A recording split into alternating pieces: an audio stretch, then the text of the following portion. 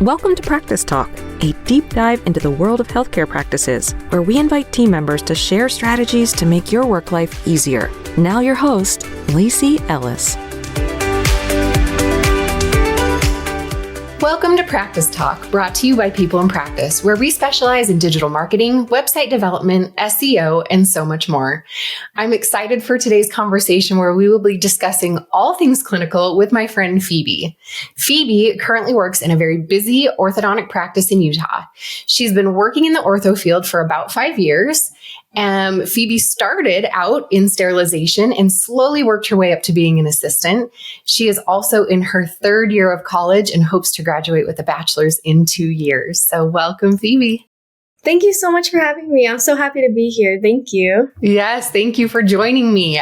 So as a reminder to our listeners, don't worry about taking any notes today. We will put together a printable that we'll be able to download for free from our website filled with the details of today's discussion. So, Phoebe, let's talk about how your journey working in orthodontics started. Okay, so it started with my mom. My mom was an assistant for 17 years, and then she moved to the lab for about 5 years. I would come into the office and help her make retainers and stuff like that. And then I had an interest in what the assistants were doing. So I'd kind of see them working and stuff and ask them questions when they'd come into the lab, whatever. And then I started helping with the sterilization. So while my mom was working, I'd go out and help them a little bit with sterile. And then the doctor started asking me to come in more days of the week. And then he asked me to travel to different locations, started getting put on the schedule, stuff like that. And then let's see. And then I would take all the patient's records and I would help out scan for retainers and stuff like that. And then the other assistants started showing me how to untie and do adjustments and stuff like that on my own. And then I eventually started doing pano repos, cement 40s, and then eventually full bandings on my own. And then I did all this during high school. So I would only go for half the day. I would have school in the morning and then I'd come in for the afternoon. And then once I moved to college, I moved away from there and then I started working full time in the summer.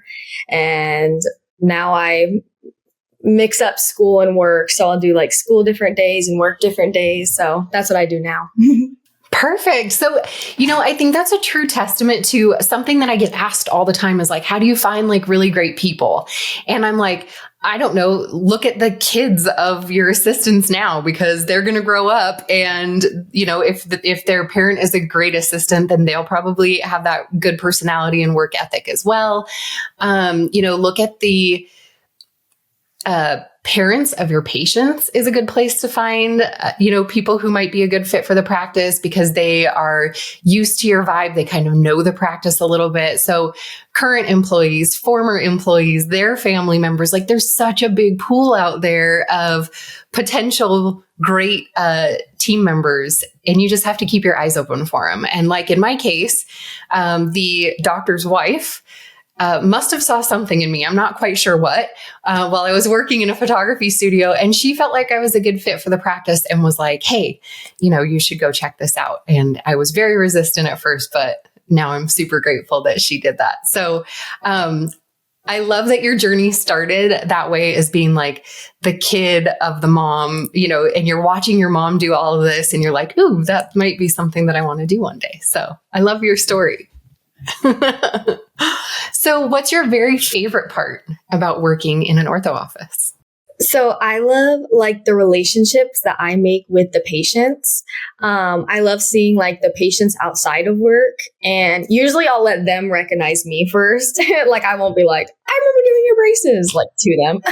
But if they recognize me without my mask on or anything, then I being oh my gosh, hey, how are you? Stuff like that. Or even in the office when they come in and being how was that we did last time? Stuff like that. I don't know. I love making relationships with the parents and stuff like that too. I've even had a professor at school. He recognized me from the office. When I came in, he was like, oh my gosh, you worked on my son. It was so funny. So I love getting recognized or stuff like that. I also how confident I am with my work, just because I've been doing it for so long. That's very much like muscle memory. And so I like showing off my skills or like showing the doctor what I can do and stuff like that. I think it's so fun, and I love knowing what I'm doing very well. So another thing is like training, like when a new assistant comes in, because then I also keep all my information like up to speed in my head, if that makes sense. So absolutely. Yeah. No, I loved the same thing that you do, like building the relationships, not just with the parents of the patients and the patients, but also with like the team. I'm still really good friends with many of the people that I started working with in an ortho office. We get together all the time. I even get random Christmas cards from parents of patients and I haven't worked in office for a really long time. And so it's just, you really are building relationships. And I do think a big part of what we do here on this earth is like connect with other people. And so it's a really cool place to be able to connect with people. And for me, and I've told this story before, I don't know if I've shared it on the podcast, but I loved like seeing kids gain some confidence. Like, they come in and they don't want to smile and they don't want to show their teeth. And then all of a sudden they like kind of bloom into the person I think they were like always supposed to be, because they've got this confidence and they want to smile and they want to talk and they're not like scared anymore. And it really hit me when my son got scanned for his Invisalign. I like sat there and bawled, and the ortho was like, dude, are you okay? And I was like, I'm okay. But this is the thing, like, this is the smile he's going to have forever. Like the job you get to do is really impactful on somebody's life. And I think that's my favorite part of orthodontics is like, you really are changing somebody's life, and it doesn't feel like it because you're changing ties and you put the wires in and it just feels like you're going through these steps, but it's like you're really changing something about somebody that they're going to take with them for their whole life. So to me, that's like the most special part of working in an office. So, all right. So we like to get questions and comments from our listeners. We also have our people in practice clients send us questions or comments about our topic. So let's listen to our first question. Our clinical team is not very enthusiastic about helping with our marketing efforts, but they spend so much time with patients that we could really use their help. Any advice as a team member about what would motivate you to help more with marketing efforts? So, for me, I like when we make stuff a challenge or a competition. I think having different challenges, like who can get the most 5-star reviews in a week for like a $10 gift card or even like a $5 like coffee gift card or something. Because I feel like it makes everyone want to do it more. And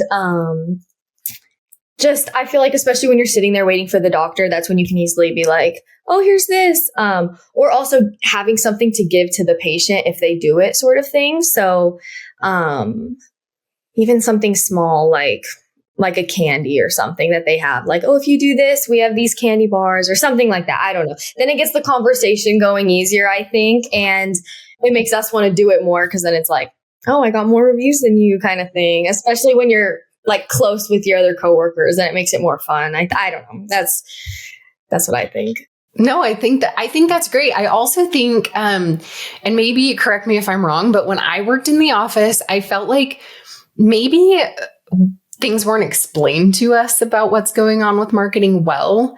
And so I was really hesitant to talk about things because I'm like, I don't really know when this starts or when it ends or what the prize actually is, or I don't know. Just like if I was uncomfortable with how to explain something or didn't understand all the details of it, like I'm not going to talk about it because I'm going to look like a dummy, like sitting there talking about something I don't understand. So I think like really making sure the whole team knows, like, this is what we're doing for marketing. This is our goals.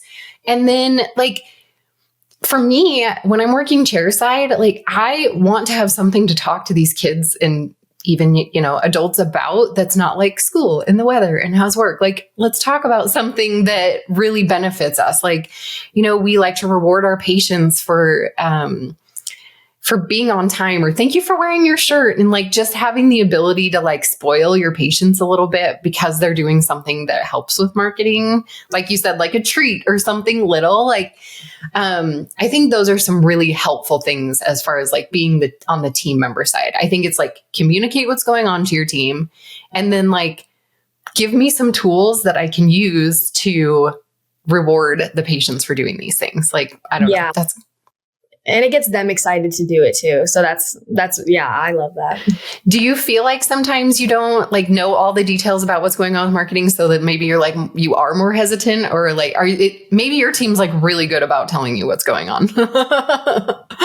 Not always, especially being like part-time now and stuff, not being there all the time. I can definitely see that. And it feels a little funny, like begging for a 5-star review too. Like, I'm almost like, can you give us a 5-star review? And then they're like, why? I'm like, I don't know. It's nice and makes everybody feel good. Like, I don't know. It's so funny. So yeah, maybe some little prize or whatever, but I definitely think any kind of competition and stuff like that always makes it fun. But yeah, not knowing exactly what it is and stuff like that is definitely something that needs to be worked on, I guess. I think everyone should know why they do it and why they do the marketing and stuff like that. We've had one where it's like you wear a wristband, which says our ortho practice, whatever on it. You wear it for a week and then you come back in and we take it off you and then you're put into a drawing for like a prize. I think that's a fun one because when I tell them, oh, it's a prize to win $100, they're like 9 years old and their face is like, yes, like I'm doing that. So then I'm like, cool. Like then they're happy. I'm happy, you know? Yeah, I've seen that one and they like it because it looks like a concert wristband. So it's like, I went and did something cool. Like ask me about this cool thing I did, but they're really just walking around with the office advertisement right on their arm for like a week. It's great. Do you think, again, like with your team, is it something that like I work with some teams where the team members don't want to be on social. And so they don't want to have their pictures taken and they don't want to take pictures of patients and be like, can we use this on? I don't know. There's like this discomfort with the social media piece of marketing with team members. Sometimes do you experience that in the practice you're in, or is it just everybody's fine with it? You know? It definitely depends on the assistants because some are definitely more shy towards it. They're like, no, I don't want to. But funnily enough, I got all my assistant stuff to start making TikToks because I would have like ortho TikToks that would come up on my like For You page all the time. And they were so funny. So I would be sending them to like my assistants and we'd be like, let's do this one next week. So then I finally have gotten more people to make the TikToks and stuff like that.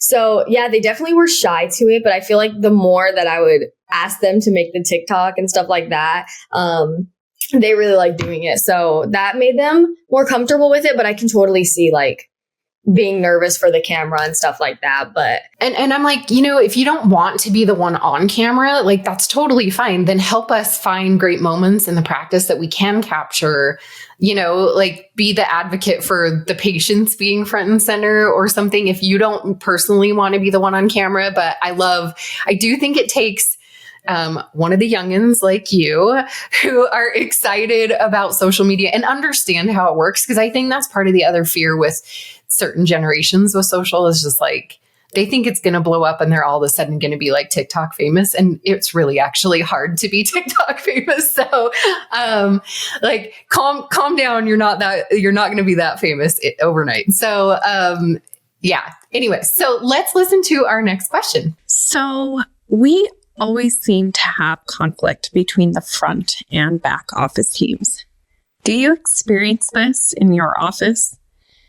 And what do you think is the most helpful thing to do to stop this kind of negativity or improve these kinds of relationships? Thank you. so at my office, we have this problem daily. This is something that all the time. I feel like it's like, why'd you schedule them for this long? You didn't schedule them, or you scheduled them outside of the little like template thing. Like, I feel like we have that all the time. But something that I think can help is cross training. I've had times where the front desk needs to step away for something and they've asked me to check people in and set up appointments, stuff like that.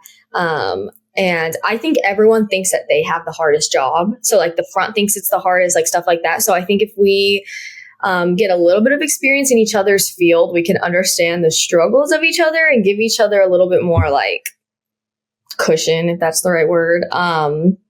But I just think understanding how each other work and stuff like that could definitely help, and just see how each other work, or teaching the front office why we need 30 minutes to just take an x-ray, or like have the doctor look at the x-ray. Like, I feel like it's just good to each other understand, if that makes sense. It does, because that's exactly what I always tell practices that are like, oh, we just have this divide between the front and the back, or like everybody thinks that the TC just is a princess sitting up in her office, like not doing much, like, or the front office is trying to ruin my life with this scheduling. And then you sit up there and you realize, oh my gosh, these parents are crazy about their kids' schedules. And like, I get it as a parent. I'm also like, I'm trying to keep a lot of balls up in the air all the time. So just deal with me with scheduling this. Can we just come in 10 minutes later than when you want us to come?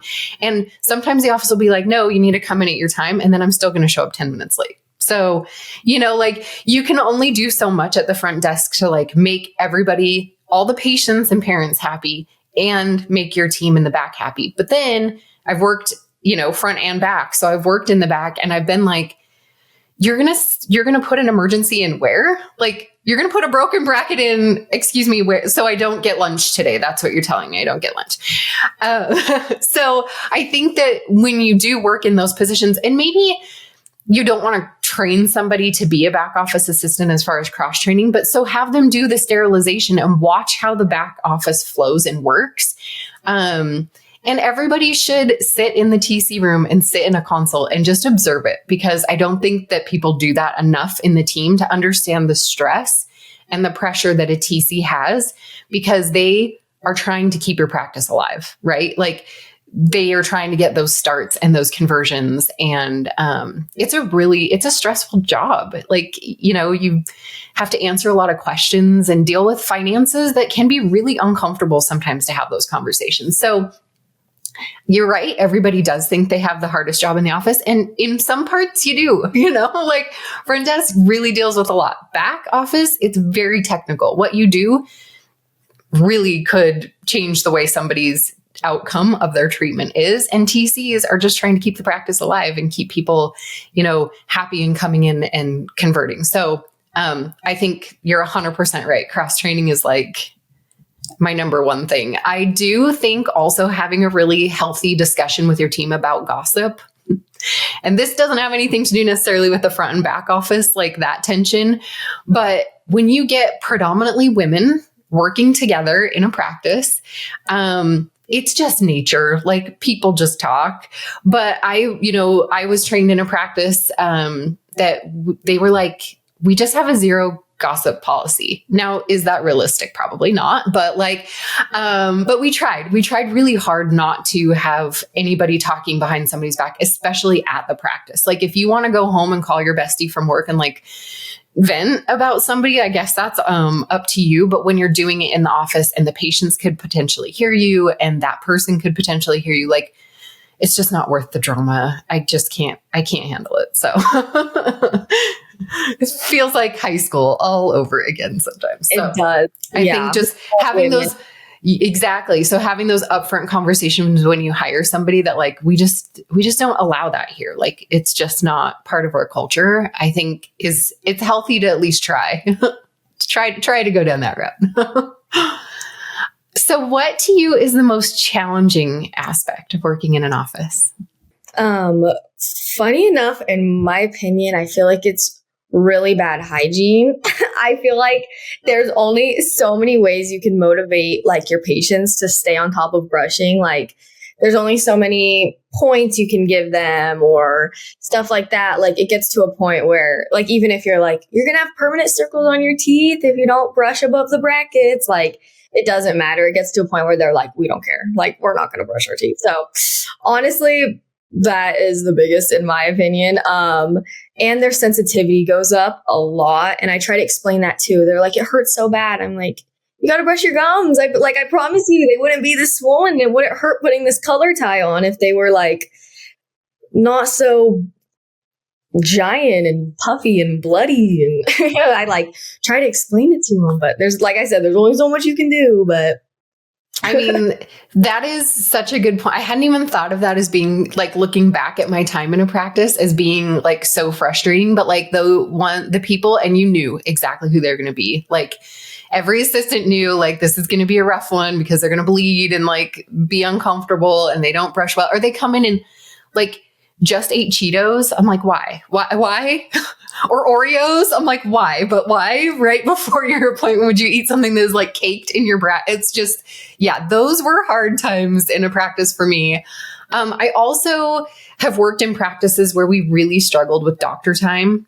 And that was like really frustrating as a team member because we worked columns in that practice and you're trying to stay on track with your columns so you can make all your patients happy and that see everybody on time. But if the doctor's in the TC room for 20 minutes, like, and you've got a full clinic, I don't know. I have never worked in a practice where we had a clinical coordinator, but I assume that would really help that situation of like making sure the doctor is where the doctor needs to be in order to have things run smoothly. Yeah. We have like a patient flow assistant. So she's like the lead and she's still working in a chair and stuff. Sometimes if we'll have an extra assistant, she'll be the one that's not in the chair.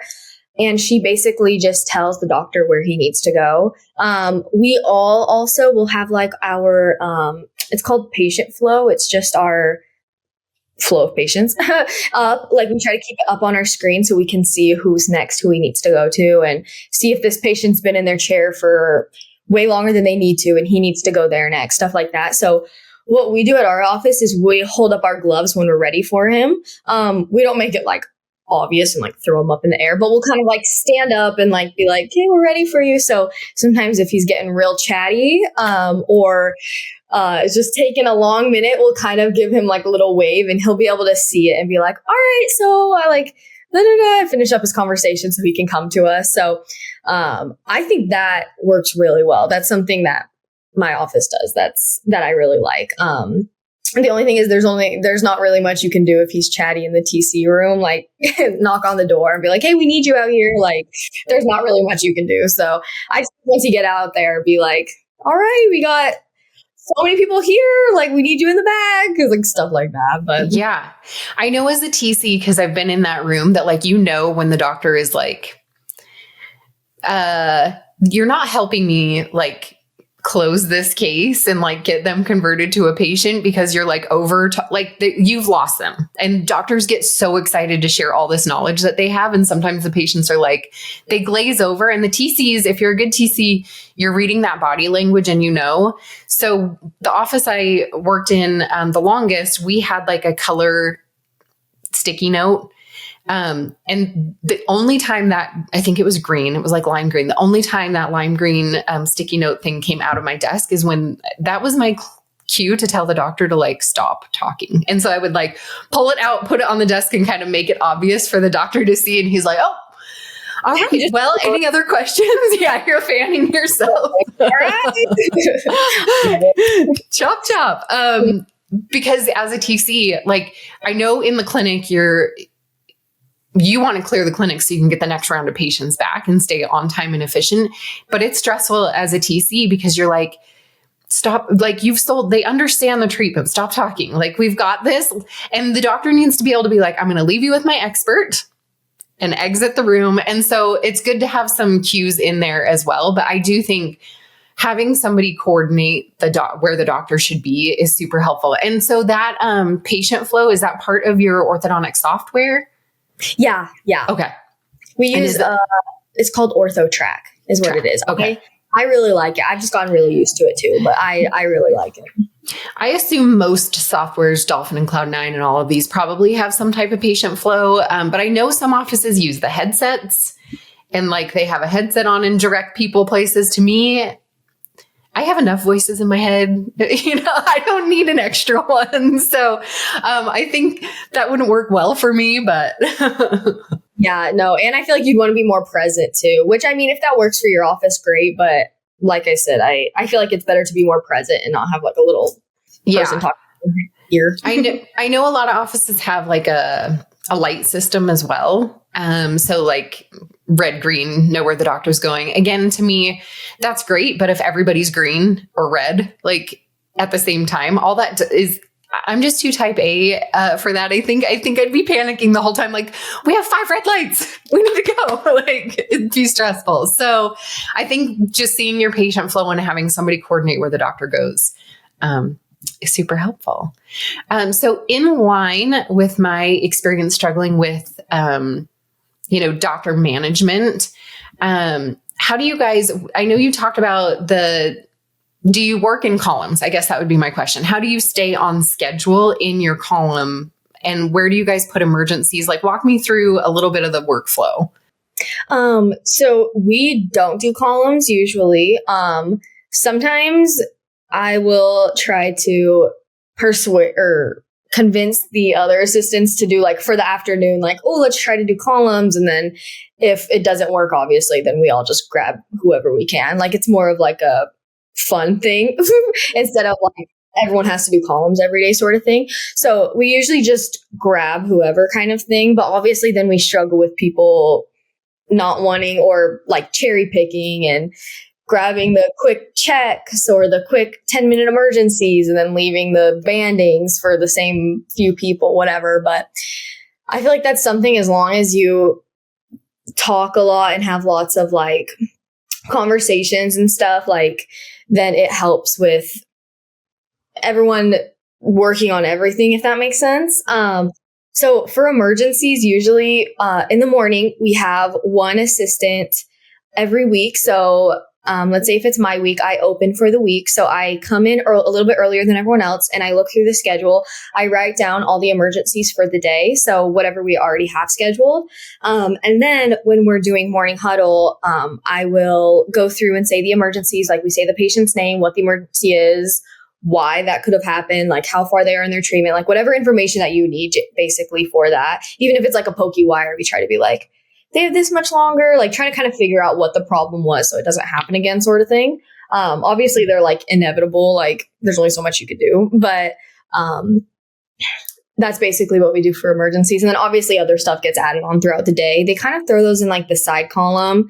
And if we're not super busy, then I believe they add more. I'm not too sure the front desks, like what exactly they do for that, but I just know they just show up and I clip their wires. So, and do you see your OBS appointments in the back? Do the assistants see them, or does the TC see them in the exam room?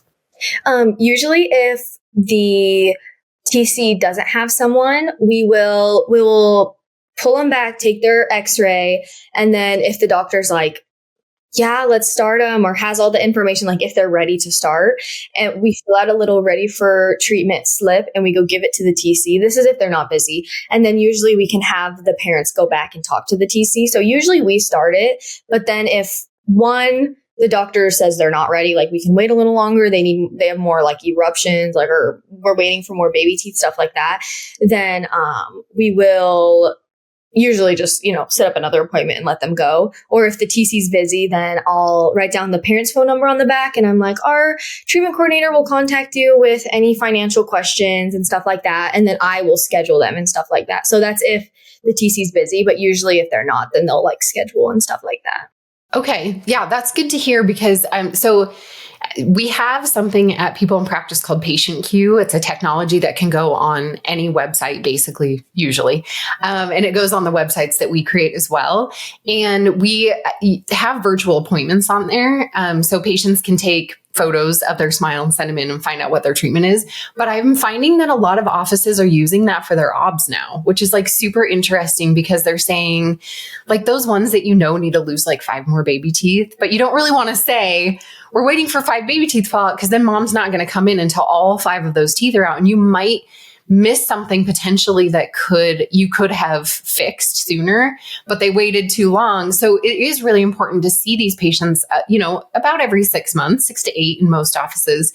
But they're using this technology for the virtual appointment to be like, hey, instead of taking off work and pulling your kid out of school, let's just have you snap some quick photos. The doctor's going to take a look at them, and then they'll let you know, yes, we need to have you come in. It's time to like really visually maybe take a new x-ray or something, or everything looks great. We're going to check in and have you come in office in 6 months.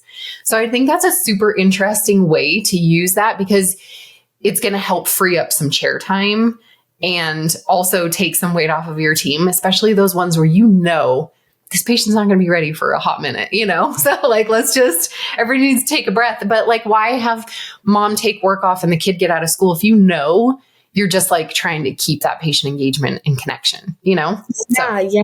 No, I totally get that. And then I feel bad, like them sitting down, and then I'm just like looking at the x-ray and I'm like, we're not going to do anything for like another 2 years. I can tell you that. Exactly. Yeah, exactly. Like, looks good. And the doctor like kind of looks in their mouth and stuff like that. So I love that. That's a great idea. Cause then you're right. The parents don't have to take work off. Kids don't have to miss school, stuff like that for an appointment that does nothing, basically. Not nothing, but Yeah, that feels, wherever I can help a mama save some time or a dad save some time in their schedule, like I'm all in for that. So what is the number one thing that you feel like your office just really has nailed down and does really well? Something is having great relationships with those patients, which is something I mentioned before. I feel like everyone knows everyone from somewhere. Genuinely, I think it's so rare that we have a patient that none of us have like had some other kind of connection with. Even though we see so many a day, I feel like constantly as patients are walking in, everyone's like, oh my gosh, how's your mom? How's whatever? The doctor has great connections also with the parent, like obviously when he's chit-chatting so much, but I feel like everyone remembers a ton of stuff. I am just very impressed with that all the time. I have also tried to be better about that, like remembering stuff, especially when you go 6 weeks between seeing each patient. I feel like sometimes I'll have a little bit of a hard time remembering, but I feel like something that they do great is like just knowing them more than what's like their teeth and stuff like that. Another thing that we'll do sometimes is we'll have little notes about the patient that has nothing to do with ortho. So it'll be like moved back from wherever, like they'll just have little things in there that we can kind of see. And then we're like, oh yeah, you moved here from like Spain or something crazy. And we can like see it. And then they think you remember, sort of thing. And then they're like, yeah. And I think that's something that my office does great. And I love seeing how everyone makes different like relationships and stuff. Or it's also, it also helps being in a smaller town, because I live in definitely a smaller town. So everyone knows each other a little bit easier. I could see how that'd be harder in like a big city and stuff like that. When I first got trained, I don't think everyone was as close as they are here. Like I said, because it's just a smaller town and people know each other a little bit better. But that's something that I think my office does really well. And also the patient flow is something that's great too. I think that they are really good about, I mean, obviously you get put behind, like I said, that's inevitable, but I love that. At it. I was going to say the same thing. I was reflecting on like the last practice I worked in, like what did we do really well? And I think it was customer service.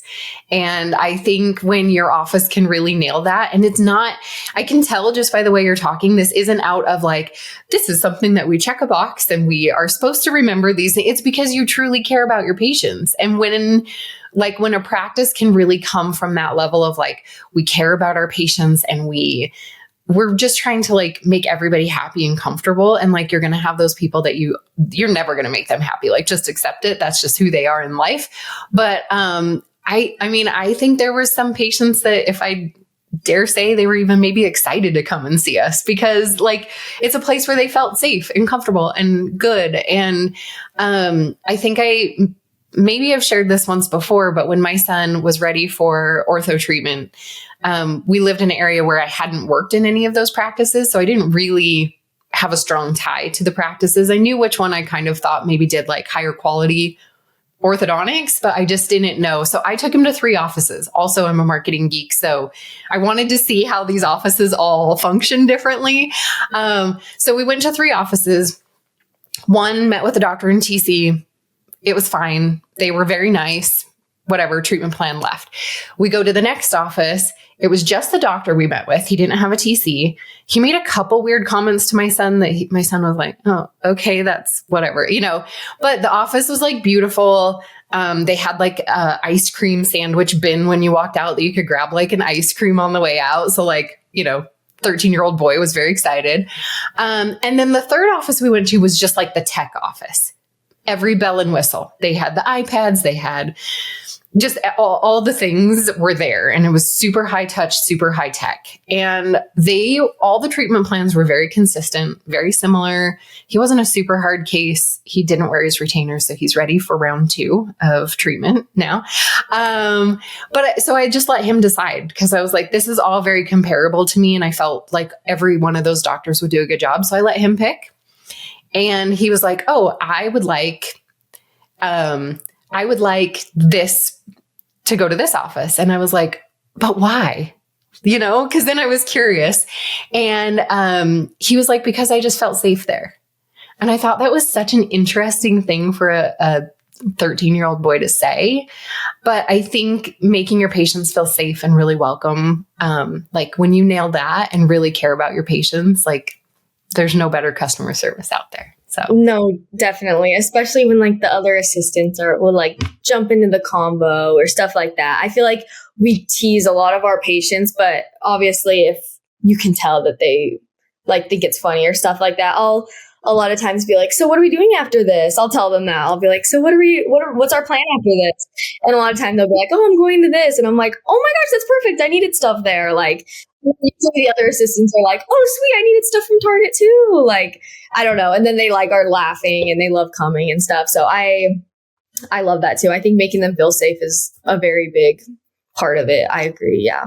Absolutely. Well, I really hope that everyone enjoyed our conversation today as much as I did. Thank you so much for your time and for sharing your valuable insights, Phoebe. You are fabulous, and I am just grateful that you were here with me today.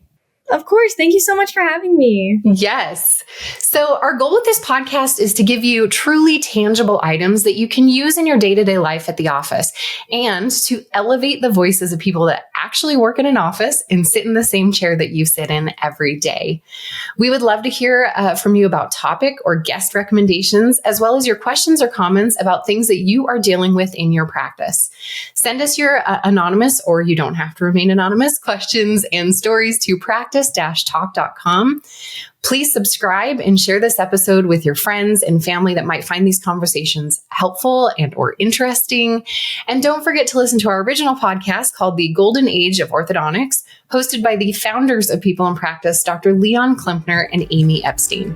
Until next time, thank you for joining us on Practice Talk, where your voice has value. Thank you for listening to the Practice Talk podcast. Head over to practice-talk.com to ask us questions or tell us your stories. Until next time.